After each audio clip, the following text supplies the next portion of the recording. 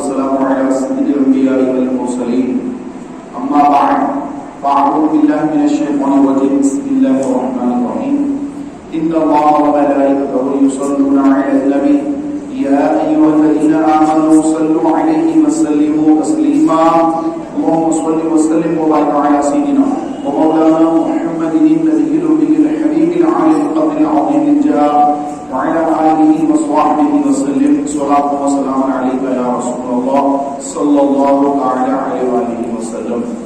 نبی کریم صلی اللہ تعالی علیہ وآلہ وسلم کا فرمان ہے کہ جب کوئی مسلمان ایک مرتبہ درود پاک پڑھتا ہے اللہ تبارک و تعالی عز و جل اس کو 10 نیکیاں عطا فرماتا ہے اور اس کے 10 گناہ معاف فرماتا ہے اور اس کے 10 درجات بلند فرماتا ہے. یاد رکھیے ہر نیکی کا ثواب 10 سے لے کر 700 نیکیوں تک ہوتا ہے.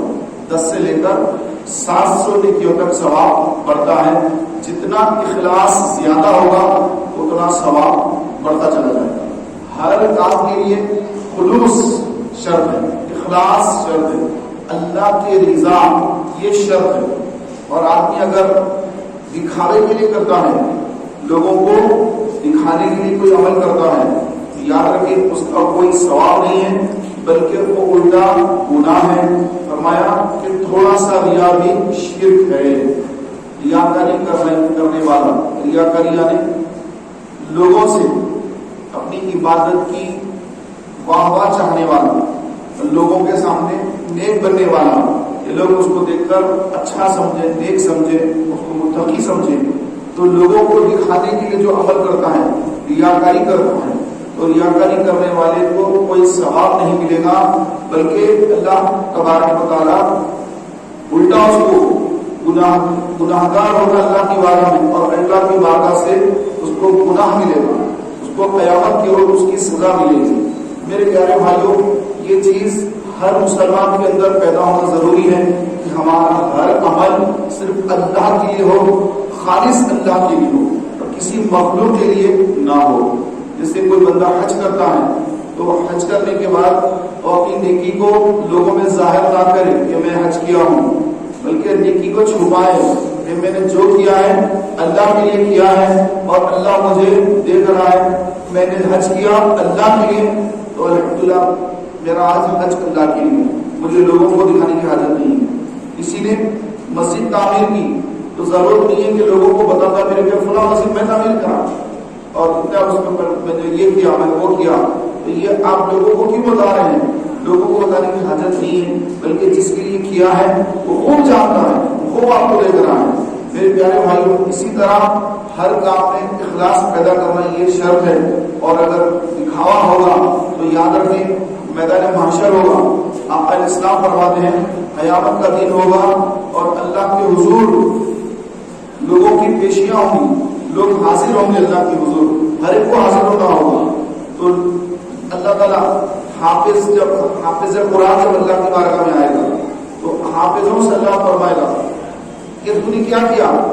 تو حافظ قرآن جو قاری قرآن ہے, حفظ قرآن کیا, جب قرآن کا قاری بنا, اللہ کے حضور پیش ہوگا تو اللہ فرمائے گا تو نے کیا کیا دنیا میں, میں نے تجھے دنیا میں بھیجا, کیا کیا؟ تو اس کرے گا اے اللہ میں نے تیرا کلام حفظ کیا, تیرے کلام کو بڑے اچھے انداز میں پڑھا, میں قاری بنا. تو اللہ فرمائے گا تو جھوٹا ہے, تو نے اس لیے قرات پڑھی, قرآن پڑھا کہ لوگ تجھے قاری کہیں, لوگ تجھے حافظ قرآن کہیں, تو اس لیے تو نے یہ پڑھا, تو تیرے لیے میرے پاس کوئی ثواب نہیں. اور فرشتوں کو حکم دے گا اللہ اس کو اوندھے منہ داخل جہنم کر دو. اس کے بعد وہ لوگ آئیں گے جنہوں نے اللہ کی راہ میں جہاد کیا اور جام شہادت نوش کیا, تو شہداء وہ آئیں گے, اللہ ان سے فرمائے گا کہ تو نے میرے لیے کیا کیا, تو دنیا میں گیا تو نے کیا کیا, میں نے تجھے آنکھ دیے, ہاتھ دیے, پیر دیے, رزق دیا, سب کچھ دیا, اور تو نے کیا کیا اسلام کے لیے, دین کے لیے, میرے لیے. تو بندہ کہے گا اے اللہ میں نے تو اپنی جان قربان کر دی, میں تو تیری راہ میں شہید ہو گیا. تو اللہ فرمائے گا کہ تو جھوٹا ہے, کہ تو اس لیے میری راہ میں لڑا کہ لوگ تجھے بہادر سمجھے, لوگ تجھے بہادر ہمت والا سمجھے, تو تجھے بہت زیادہ جریم سمجھے، ہمت والا سمجھے، اس لیے تو نے یہ کیا۔ اس کے بعد اللہ حکم فرمائے گا کہ اس کو لے جاؤ اور میری نافرمانی کا مزہ چکھاؤ، اس کو لے جا کر جہنم میں ڈال دو۔ تو فرشتے اس کو گھسیٹ کر لے جائیں گے اور جہنم میں ڈال دیں گے۔ اسی طرح کہ جو اللہ کی راہ میں مال خرچ کرتا ہے، پیسے خرچ کرتا ہے، اللہ کی راہ میں لوگوں کی مدد کر رہا ہے، غریب بچیوں کی شادی میں مدد کر رہا ہے، یتیموں بیواؤں کی مدد کر رہا ہے، اسی طرح سے دیگر نیک کاموں میں اللہ کی راہ میں مال خرچ کر رہا ہے، بڑا سقی ہے کہ جو بھی اس سے کوئی مدد طلب کرتا ہے اس کی ضرور مدد کرتا ہے، بڑا سقی ہے۔ اب قیامت کا دن وہ آئے گا تو اللہ فرمائے گا کہ بندے تو نے میرے لیے کیا کیا؟ اور اس کرے گا مولا تو نے جو مجھے مال دیا تھا، مالدار بنایا تھا، تبکر بنایا تھا، تو میں دل کھول کر تیری راہ میں مال خرچ کرتا رہا، تیرا دیا ہوا مال تیری راہ میں خوب خرچ کیا ہے اللہ۔ تو اللہ تعالیٰ فرمائے گا کہ تو جھوٹا ہے، تو نے اس لیے مال خرچ کیا کہ لوگ تجھے سخی کہیں، اور دنیا میں تجھے سخی کہہ لیا گیا، دنیا میں تجھے لوگ سخی کہہ دیے، تو اب یہاں پر تیرے لیے کوئی ثواب نہیں۔ اور فرشتوں کو حکم دے گا کہ اے فرشتوں لے جاؤ اس کو لے جا کر جہنم میں ڈال دو۔ تو لے جا کر فرشتے اس کو عہدے منہ داخل جہنم فرما دیں گے۔ تو میرے پیارے بھائیوں، ایک حافظ قرآن، ایک قاری قرآن، اور ایک اللہ کی راہ میں شہید ہونے والا، اور ایک اللہ کی راہ میں مال خرچ کرنے والا، ایسے لوگ صرف اس لیے جہنم میں جائیں گے کیونکہ ان کی نیت اللہ کی رضا نہ تھی، بلکہ ان کی نیت لوگوں سے واہ واہ چاہنے کی تھی، لوگ ان کی واہ واہ کریں، ان کی تعریف کریں اور ان کو اچھا سمجھیں، تو ان کو کوئی سخی سمجھے، کوئی قاری اچھا قرآن پڑھنے والا سمجھے، کوئی بہادر سمجھے کہ اللہ کی راہ میں جہاد کر کے شہید ہو گیا۔ لوگوں سے اپنی تعریفیں کروانا جن کا مقصود رہا، ان کا سارا عمل ضائع ہو گیا اور ان کا ٹھکانہ جہنم بن گیا۔ میرے پیارے بھائیوں، اس میں ہر ایک مسلمان آتا ہے کہ یہ بندہ جب کوئی اچھا کام کرتا ہے تو اس کے دل کے اندر یہ خواہش پیدا ہوتی ہے کہ میری نیکی لوگوں میں ظاہر ہو جائے، یہ میرا اچھا کام لوگ اس سے واقف ہو جائیں اور مجھے جان لیں کہ میں کتنا نیک ہوں، کتنا میں اچھا ہوں، کہ میری واہ واہی، میری پاکسائی، میری نیکوکاری عام ہو جائے۔ اور اگر کوئی گناہ کرتا ہے تو چاہتا ہے کہ میرا گناہ لوگوں کو معلوم نہ ہو، لوگوں کے سامنے میرا عیب ظاہر نہ ہو۔ تو جس طرح اپنے گناہ کو چھپاتا ہے کہ میرا عیب ظاہر نہ ہو، میرا گناہ لوگوں میں ظاہر نہ ہو، ورنہ میں بدنام ہو جاؤں گا، میری عزت کی دھجیاں ہو جائیں گی، یہ میرا گناہ لوگوں کو معلوم نہ ہو۔ جس طرح گناہ کو انسان چھپانا چاہتا ہے، اسی طرح نیکی کو اجاگر کرنا چاہتا ہے۔ ہونا تو یہ چاہیے کہ نیکیوں کو چھپائے، نیکیوں کو چھپائے کہ میں نے کوئی نیکی کی نہیں، یار میرا کیا ہے، میں تو گناہ گار ہوں۔ اپنے آپ کو تصور کرے کہ میں بہت بڑا گناہ گار ہوں۔ کہ اولیاء کرام کی صفت ہوا کرتی تھی، اتنی عبادتیں کرنے کے بعد، اتنی ریاستیں کرنے کے بعد، دن بھر روزہ رات میں نوافل پڑھنے کے بعد اپنے آپ کو اللہ کی بارگاہ میں گناہ گار ہی تصور کرتے تھے کہ میں تو بڑا گناہ گار ہوں۔ ایسا نہیں کہ زبانی گناہ گار کہہ رہے ہیں، وہ اپنے آپ کو دل سے اللہ کے حضور بہت ہی جو ہے عبادت کم کرنے والا، بہت ہی چھوٹا بندہ اور بہت ہی زیادہ اللہ سے ڈرنے والا، وہ ان کا تصور ہوا کرتا۔ اور ہم ایک ہیں زبانی جو ہے ہمارے پاس دعوے ہوتے ہیں، ارے یار میں تو بڑا گناہ گار ہوں، ارے میں تو فلاں یہ ہوں۔ اگر کوئی بولے ایک گناہ گار ادھر ناراض ہو جائے گا، مجھے گناہ گار کہہ دیا، مجھے یہ کہہ دیا۔ خود اپنی زبان سے کہتے ہیں ایک دکھاوے کے لیے، ارے میں تو یہ ہوں یار، میرا کیا، میں تو فلاں ہوں، میں تو یہ ہوں۔ اگر پکار دے اس طرح سے تو دیکھو اس کے چہرے کا جغرافیہ کس طرح بدل جائے گا۔ تو میرے پیارے بھائیوں، ہمارے اندر جو نفس پرستی ہے اس کو ختم کرنا ہوگا، اپنے اندر جتنی برائیاں ہیں ان کو ختم کرنا ہوگا، اور ہر کام میں اللہ کی طرف رجوع کرنا ہوگا کہ میں جو کر رہا ہوں کس کے لیے ہے، کہ اللہ کے لیے۔ اس کا اجر دنیا والے نہیں دیں گے، رب دینے والا ہے، میں رب کے لیے کر رہا ہوں۔ مسجد میں فین لگایا، چاہتا ہے کہ امام صاحب نام لے کے دعا کر دے، فلاں صاحب کو اللہ جزا خیر دے اور ان کو ایسا کرے، بس دعائیں ہو جائیں، لوگ سمجھ جائیں کہ میں نے یہ کام کر دیا ہے، لوگ جان لیں کہ یہ کام میری طرف سے ہو گیا۔ لوگ جان کے کیا کریں گے، لوگوں کو بتانے سے کیا ملے گا؟ میرے پیارے محترم بھائیوں، کوئی کسی کو کوئی بتائے تو کچھ ملنے والا نہیں ہے۔ آپ کو پتا ہے کہ ایک بہت بڑے صحابی رسول، ان کے والد کا نام حاتم طائی، حاتم طائی نے اسلام قبول نہیں کیا، بیٹے نے اسلام قبول کیا، حاتم طائی کے بیٹے نے اسلام قبول کر لیا۔ حضور کی خدمت میں حاضر ہوئے، عرض کی یا رسول اللہ میں تو اسلام قبول کر لیا ہوں، میرے والد صاحب کا کیا بنے گا؟ کیونکہ وہ بڑے سخی تھے، ہر ایک کو کیا کرتے تھے، ایک فقیر ان کے ایک دروازے سے لے کر دوسرے دروازے سے آئے اس کو بھی دیتے، پھر وہ دروازے سے دوسرے دروازے سے آئے اس کو پھر دیتے، پھر وہ تیسرے سے چوتھے دروازے پر آئے تو پھر وہاں اس کو دیتے، کبھی فقیر کو خالی ہاتھ کیا ہی نہیں، کتنا مال خرچ کیا، غریبوں کی مدد کی ہے۔ تو میرے والد کا قیامت میں کیا ہوگا؟ رسول کریم علیہ السلام نے فرمایا تیرے والد کو وہی ملے گا جو اس کی نیت تھی۔ انہوں نے پوچھا یا رسول اللہ کیا نیت تھی؟ آقا علیہ السلام نے فرمایا تیرے والد کی یہ نیت تھی، تیرے باپ کی یہ نیت تھی کہ میں سخی مشہور ہو جاؤں، کہ لوگ مجھے سخی جان لیں، لوگ مجھے خرچ کرنے والا جان لیں۔ تو اللہ نے اس کی نیت کے مطابق اس کو سخی مشہور کر دیا۔ اور آج بھی یہ بات مشہور ہے کہ حاتم طائی بڑا سخی تھا، اس کے پاس جو بھی جاتا اس کو جو ہے جتنا وہ مانگتا اس سے بڑھ کر دے دیتا، اتنا بڑا سخی تھا۔ تو نیت کیا تھی؟ لوگوں میں سخی مشہور ہونا۔ تو اللہ نے کیا کر دیا؟ لوگوں میں مشہور کر دیا، کہ اس کو اتنا مشہور کر دیا کہ لوگ یہی جانتے کہ حاتم طائی ہے بہت زیادہ دینے والا، بہت زیادہ مال خرچ کرنے والا، لیکن آخرت میں اس کے لیے کچھ بھی نہیں ہے۔ کیوں؟ اس کی نیت یہ تھی کہ لوگ مجھے یار سخی جانے، لوگوں کے اندر میں ایسا مشہور ہو جاؤں کہ میرا بڑا بڑا سخی ہے۔ تو اللہ نے اس کی نیت کے مطابق اس کو دے دیا، سخی مشہور کر دیا، اور آخرت میں اس کے لیے کوئی بھلائی نہیں ہے بلکہ آخرت میں دردناک عذاب ہے۔ آدمی جو نیت کرتا ہے اللہ اس کو وہی عطا کرتا ہے۔ آدمی نیت کرے کہ بس مجھے تو اللہ کی بارگاہ سے مجھے ثواب چاہیے اور بندوں کا کوئی احسان نہیں چاہیے، شکریہ بھی کرنے کی مجھے حاجت نہیں، بات کو کچھ خدمت کر ذرا دعا میں یاد رکھنا سر، دعا میں یاد رکھیں۔ تو میرے بھائی آپ نے جو کی خدمت کی ہے، آپ ان سے یہ دعا کا جو بدلہ آپ لے رہے ہیں کہ میرے لیے دعا کرو، تو میرے پیارے بھائیوں انہوں نے اگر آپ کی کچھ خدمت کی ہے تو یہ نہیں کہ آپ نے اس کی خدمت کی ہے تو اس کے بدلے میں اس سے دعا لینا یہ ضروری نہیں ہے۔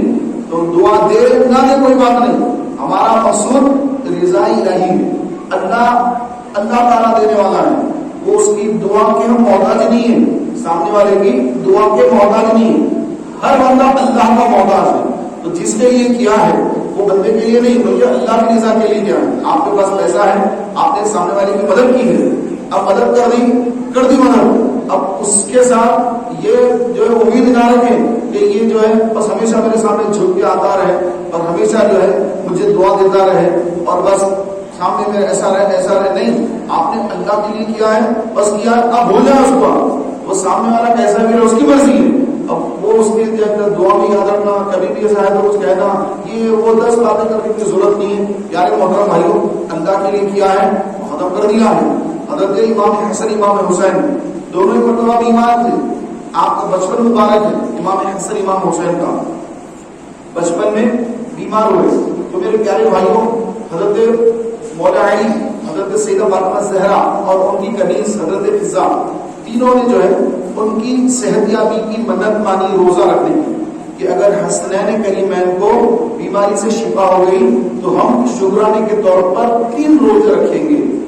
تو آج کی جو ہے یہ بات ذہن میں رکھ لیں کہ اگر کسی کی طبیعت خراب ہے، طبیعت ناساز ہے اور وہ چاہتا ہے کہ اس کو شفا یابی ہو جائے، صحت یابی ہو جائے، تو اہل بیت کا جو طریقہ ہے، مولا علی کا جو طریقہ ہے، حضرت سیدہ فاطمہ زہرا کا جو طریقہ ہے، وہ طریقہ منت ماننا ہے کہ اے اللہ میں تیری بارگاہ میں منت مانتا ہوں کہ اگر یہ میرے بیٹے کو اس بیماری سے شفا مل گئی تو میں روزہ رکھوں گا منت کا، میرے والد کو شفا مل گئی تو روزہ رکھوں گا، میری ماتا کو شفا مل گئی، صحت مل گئی تو میں روزہ رکھوں گا، یا مجھے کاروبار مل گیا میں روزہ رکھوں گا تیری بارگاہ میں۔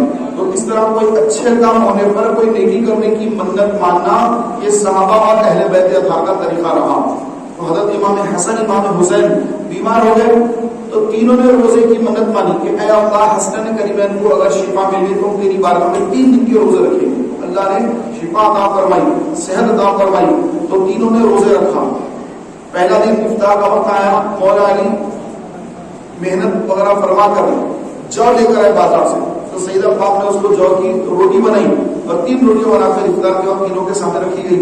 تو عین افطار کے وقت پر، مغرب کے وقت پر ایک سائل آ گیا اور صدا لگائی کہ اے اہل بیت، میں یتیم ہوں، مجھے کھانا کھلاؤ میں بھوکا ہوں. تو روٹی اٹھائی تینوں نے, تینوں روٹیاں اٹھا جا کر دے دی, تینوں کی تینوں روٹیاں پانی سے افطار کر لیا. اور پھر دوسرا دن آیا, آئے افطار کے بعد پھر 3 روٹیاں رکھی گئی. پھر ایک جو ہے اسیر آ گیا, اسیر یعنی قیدی, قید سے رہا ہوا, اس کے پاس کچھ بھی نہیں ہے, قیدی ہے, قید کی حالت میں. تو پیارے بھائیوں اس نے صدا لگائی تو تینوں نے روٹیاں اٹھائی ان کو دے دی. پھر وہ بھوکی رہ گئے, اس پانی سے کام چلا لیا. تیسرے دن پیارے بھائیوں ایک مسکین آ گیا اور صدا لگائی, اے اہل بیت میں بھوکا ہوں, مجھے کھانا کھلاؤ. تو تینوں کی تینوں روٹیاں اٹھا کر کے ان کو دے دی, مسکین کو دے دیا, فقیر کو دے دیا. تو یہ عمل اللہ کی بارگاہ میں ایسا مقبول ہو گیا کہ اللہ تبارک و تعالیٰ عز و جل نے ان کی تعریف بیان فرمایا کہ اہل بیت تو وہ ہے کہ جو بھوکے کو کھانا کھلاتے ہیں, یتیم کو, اسیر کو, مسکین کو کھانا دیتے ہیں اور اس کے بدلے کچھ نہیں چاہتے اور کہتے ہیں کہ ہم نے اللہ کے لیے کیا, ہم نے اللہ کے لیے کیا. سامنے والے فقیر سے دعا کے مدعی نہیں ہے, التجا نہیں کریں کہ میرے لیے دعا کرو, میرے لیے دعا کرو, نہیں, دعا کے بھی جو ہے وہ نہیں ہے, بس یہ ہے کہ دے دیا اللہ کی راہ میں تو ان کی طرف سے دعا ملے, اس کے بھی طلبگار نہیں ہے, دے دیا راہ خدا میں, دے دیا ختم, اللہ دینے والا ہے. تو میرے پیارے بھائیوں جب کسی پر کوئی احسان کرنا ہے تو دل میں یہ نیت رکھے کہ میں جو کچھ کر رہا ہوں اس کا بدلہ مجھے اس سے نہیں چاہیے اور اس سے نہیں چاہیے, اس کا بدلہ مجھے اللہ سے چاہیے اور میدان محشر میں بھی چاہیے اور دنیا میں بھی چاہیے اور اللہ دے, کسی کی جو حاجت نہ ہو مجھے. تو اللہ کے لیے جو بندہ عمل کرتا ہے میرے پیارے بھائیوں, اللہ تبارک و تعالیٰ 1 روپیہ کو خرچ کرے, 1 درہم, 1 دینار اللہ کے نام میں جو خرچ کرتا ہے تو اللہ تعالیٰ اس کو دنیا ہی میں 10 درہم عطا فرماتا ہے. آخرت کا ثواب تو بے شمار ہے. آقا علیہ السلام نے فرمایا کہ اللہ تبارک و تعالیٰ صدقے کو بڑھاتا ہے. صدقہ یعنی اللہ کے نام میں مال خرچ کرنا, یہ صدقہ ہے, صدقے کو بڑھاتا ہے. آپ نے اگر صدقہ دیا ہے آپ کا مال کم نہیں ہوگا, آپ کا مال بڑھے گا. آقا علیہ السلام فرما رہے ہیں کہ اللہ صدقے کو بڑھاتا ہے اور سود کو کم کر دیتا ہے.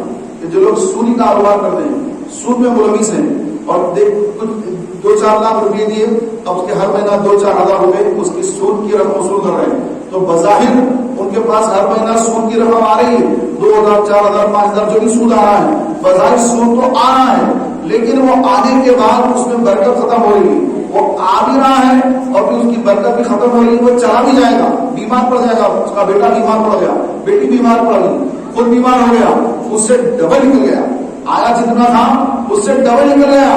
تو کہاں پیسہ رہا, پیسہ تو رہا نہیں, گناہ رہا, پیسہ گیا, گناہ معمول ہے, سود خور رہی ہے, سود خوری کا حساب دینا ہے. اور یہاں پر اللہ کی راہ میں جو صدقہ کیا تو آخرت میں ڈھیروں نے کیا ہے. آقا علیہ السلام نے فرمایا کہ اگر کوئی اللہ کی راہ میں اپنے رزق حلال کما کر, محنت کی کمائی, حرام روزی نہیں, محنت کی کمائی کما کر 1 چوہارا یعنی 1 کھجور اللہ کی راہ میں صدقہ کر دے, یعنی کسی کو دے دے, مسکین کو دے دے, غریب کو دے دے کھانے کے لیے, یہ غریب ہے اس کو کھانا کھلا دوں گا, 1 کھجور دے دے, تو فرمایا کہ وہ کھجور کا اتنا بھی اگر رقم خرچ کر دے تو پھر اللہ تعالیٰ اس کی پرورش کرتا ہے, وہ صدقے کو اللہ پالتا ہے. جیسے تم بکریوں کو اور گایوں کے بچوں کو پالتے ہو تو اس طرح وہ اللہ اس کو پالتا ہے, یعنی اس کو بڑا کرتا ہے. تو بڑا کرتے کرتے یہاں تک کہ وہ پہاڑوں کے مثل ہو جاتا ہے, پہاڑوں کے مثل. 1 کھجور کی نیکی پہاڑوں کے مثل ہو جائے گی قیامت کے دن. تو اللہ تعالیٰ بندے کو قیامت کے دن وہ نیکیاں دے گا. تو بندہ عرض کرے گا, یا اللہ یہ اتنی پہاڑوں جیسی نیکیاں کہاں سے آ گئی, یہ تو میں نے دنیا میں نیکیاں کی نہیں, پہاڑوں جیسی نیکیاں میرے پاس کیسے آ گئی ہے اللہ. تو اللہ تعالیٰ فرمائے گا, اے بندے تو نے تیری محنت کی کمائی سے, تو نے ہماری رضا کے لیے تو نے جو مال خرچ کیا, اتنا سا تو نے مال خرچ کیا, تو آج اس کا ثواب ہم تجھ کو ایسا دے رہے ہیں. تو بندہ اس وقت خوش ہوگا کہ اے اللہ تیرا شکر ہے کہ تو نے میری نیکی کو قبول کر لیا اور آج اس کا مجھے بدلہ عطا فرما رہا ہے. تو میرے پیارے بھائیوں, حلال کی کمائی کی تھوڑی سی رقم بھی اگر بندہ اللہ کی راہ میں اخلاص کے ساتھ کہ مجھے اللہ ہی سے اس کا اجر چاہیے, کسی سے واہ نہیں چاہیے, یہ ہاتھ سے دے دیا تو یہ ہاتھ کو بھی خبر نہ ہوئی کہ یہ اس ہاتھ نے کیا کیا.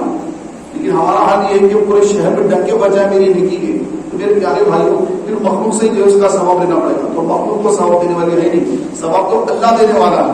تو لہذا ہم اپنی ہر نیکی کو چھپانے کا ذہن بنائیں. یہ جو رمضان کی نیکی ہے اس کو چھپانے کا ذہن بنائیں. آپ تراویح میں ماشاءاللہ 5 پارے پڑھ رہے ہیں، ضروری نہیں کہ آپ لوگوں کو بولتے ہیں بھائی 5 پارے پڑھ لیا، آپ ایک قرآن پڑھ لیا تھا پورا، پھر اس کے بعد وہاں جا کے قرآن پڑھا، پھر یہاں پہ 15 پارے تھے وہ پڑھا، پھر ادھر گیا چلے چپ بھی چلو ساتھ میں، اس کو ڈالا رہیں گے بھائی اب یہ نیاز تھا مجھے معلوم ہے، اس کو بولیں گے چپ بھی چلو، لوگ مان لیں گے یار واقعی یہ بہت بڑا ہے، بہت تراویح میں ٹھہرتا ہے. تو میرے پیارے بھائیوں یہ جو نیتوں کی کھیل ہے، تو شیطان جو ہے نیتوں کے اندر شامل ہو کر انسان کی نیکیوں کو ضائع اور برباد کر دیتا ہے. تو ہم جو بھی اپنی نیکی کر رہے ہیں تو ہم جانے، ہمارا رب جانے، ہمارے فرشتے جانے، اور کوئی نہ جانے، اور قیامت کے اس کا ہم کو اجر ملے، اس کا ثواب ملے. ورنہ عبادت کی جو محنت ہے، آپ تراویح میں ٹھہر کے پیر درد کر لے رہے ہیں، گھٹنے درد ہو رہے ہیں ٹھہر کر، اتنی محنت کر کے آیا اور آ کے لوگوں نے ظاہر کر دیا، ساری کی ساری نیکی تو برباد ہو گئی. کیا رہا میرے پاس؟ جس کے لیے کیا اس کا تو معاملہ تو نے ختم ہی کر دیا، لوگوں کو بولتا پھر رہا ہے کہ میں یہ کیا، میں یہ کیا، آج کا روزہ والا سب تھا، یہ فلاں ایسا تھا، یہ تھا. میرے پیارے محترم بھائیوں اپنی ہر نیکی کو اللہ کے حضور کہ اے اللہ یہ تیرے لیے میں نے کیا ہے اور مجھے اس کا اجر دنیا آخرت میں تیرے لیے کیا ہے اور تو اس کا دینے والا ہے، اور تو مجھے میدان معاشر میں بھی اور دنیا میں بھی کسی کا محتاج نہ بنا. تو میرے پیارے بھائیوں اللہ تبارک و تعالیٰ عز و جل کے حضور جب بندہ نیکیاں کرنے لگ جاتا ہے، اس کی نیکیاں بڑھنی شروع ہو جاتی ہیں، تو پھر اللہ تعالیٰ اس سے راضی ہو جاتا ہے، اور راضی ہو کر جبریل امین سے فرماتا ہے کہ اے جبریل زمین پر فلاں جو بندہ ہے میں اس سے محبت کرتا ہوں، تم بھی اس سے محبت کرو.